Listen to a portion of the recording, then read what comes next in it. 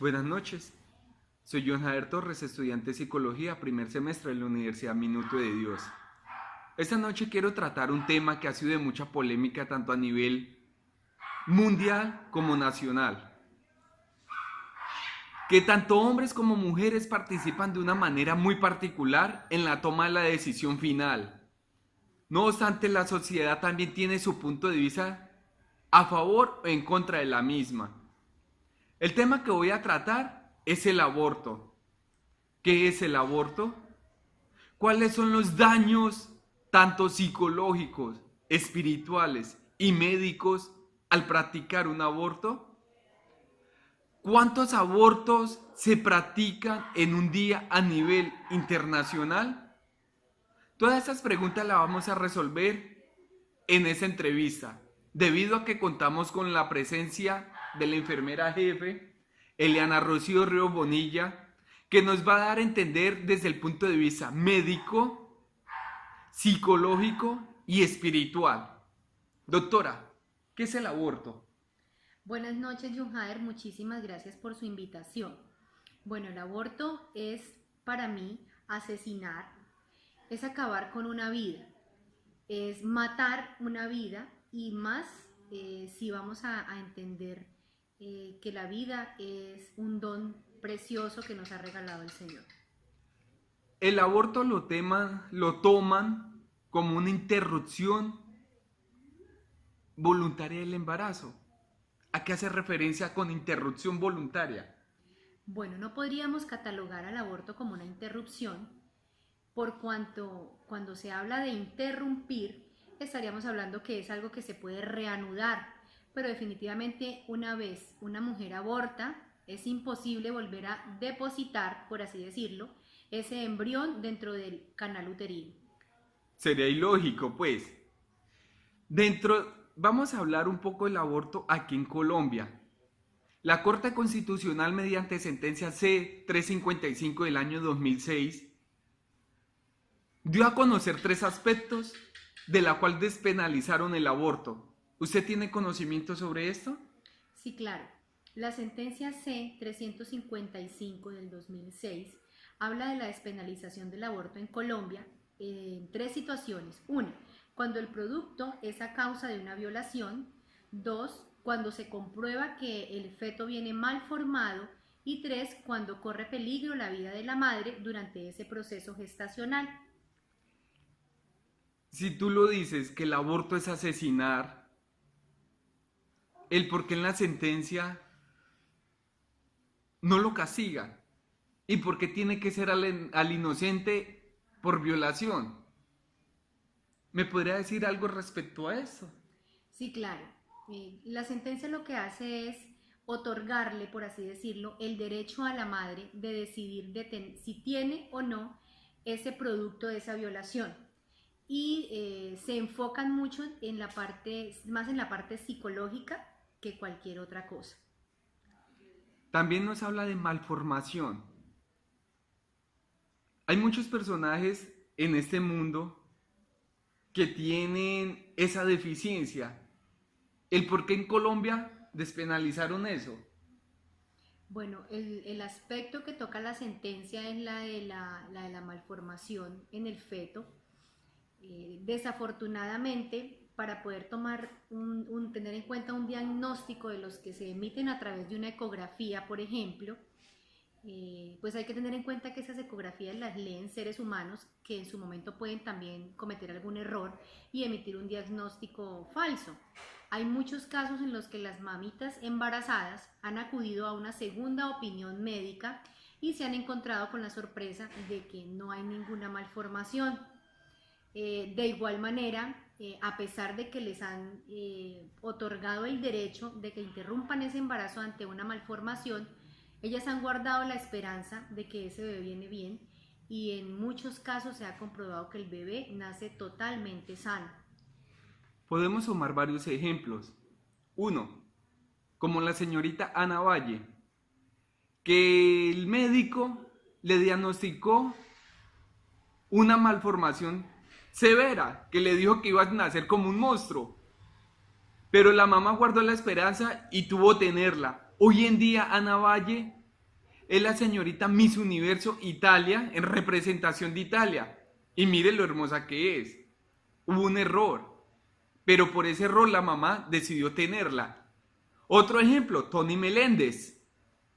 Es un cantante.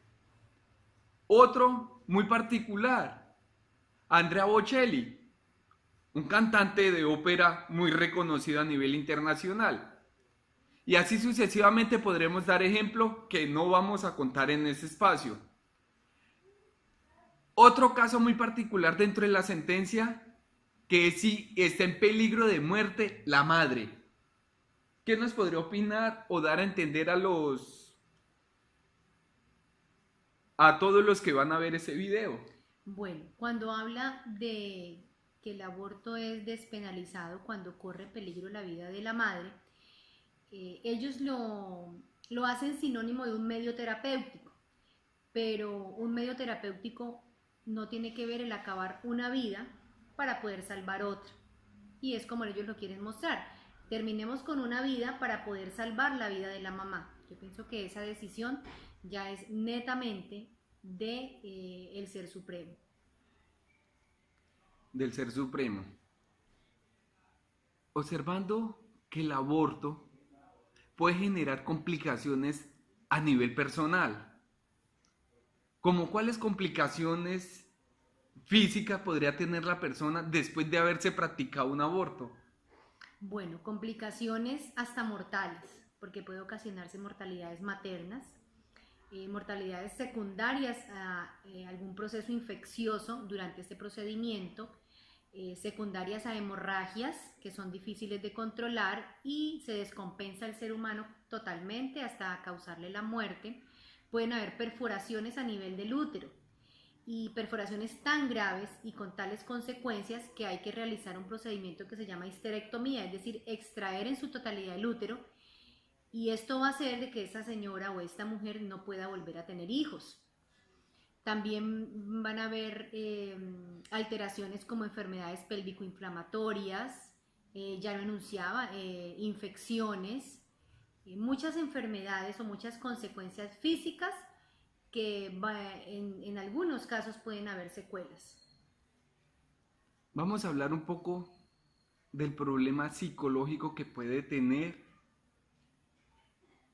la señora que se hizo practicar el aborto. ¿Tiene algún conocimiento acerca de lo psicológico? Sí, claro. Efectos como cuáles pueden empezar a surgir pesadillas, los sentimientos de culpa que va a tener. Dado el caso, si su complicación fue severa y tuvieron que extraerle el útero, el poder añorar un bebé a futuro, ¿sí? Va a quedarse en eso, en un deseo, en una añoranza, porque no va a poder concebirlo.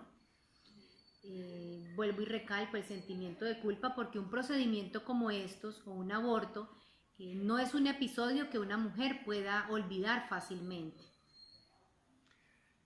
Vamos a tocar el tema espiritual. Me han comentado que usted pertenece a una comunidad católica llamada Lazos de Amor Mariano, que eres misionera, muy entregada al Señor. ¿La iglesia se pronuncia respecto a este tema? Sí, claro, la iglesia defiende totalmente la vida porque, ya lo decía al comienzo, es un don que el Señor nos ha regalado. Y no somos nosotros, seres humanos terrenales, los que tenemos el derecho de acabar con una vida o de decidir sobre esta. La iglesia está en contra del aborto, defiende la vida, ¿sí?, como don precioso que el Señor nos ha regalado. Según lo poco que he estudiado, en el Catecismo de la Iglesia Católica, en el numeral 2270, dice que la vida es inviolable, que ningún ser humano puede tomar la decisión de acabarla, y que también en el numeral 2272 la iglesia castiga severamente. ¿Conoce algo respecto a esto? Sí, el castigo que da la Iglesia Católica para las personas que practican directa o indirectamente el aborto es la excomunión. La excomunión. Sin más decirlo, la excomunión queda totalmente fuera de la iglesia. Entonces todos esos aspectos que la sentencia la sentencia que sacó la Corte Constitucional no viene muy completa. No voy a entrar a debatir el por qué o para qué fue sacada, sino que solamente los riesgos espirituales que tiene abortar significa más allá de lo que uno se puede imaginar.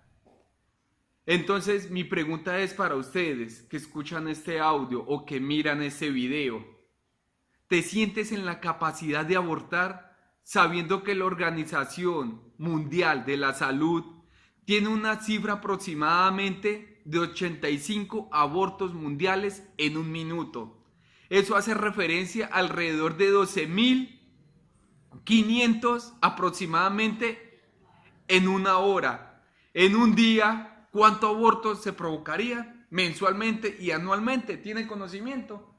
Bueno, hay una cifra estimada por la Organización Mundial de la Salud y es de que a nivel anual, más o menos o aproximadamente se están practicando 48 millones de abortos. Es decir, estamos matando 48 millones de vidas.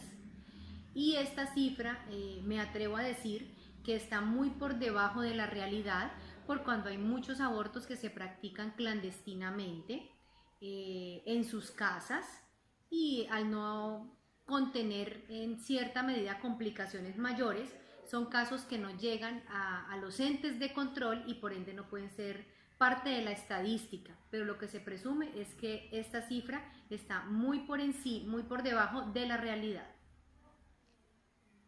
Es muy cruel todo esto.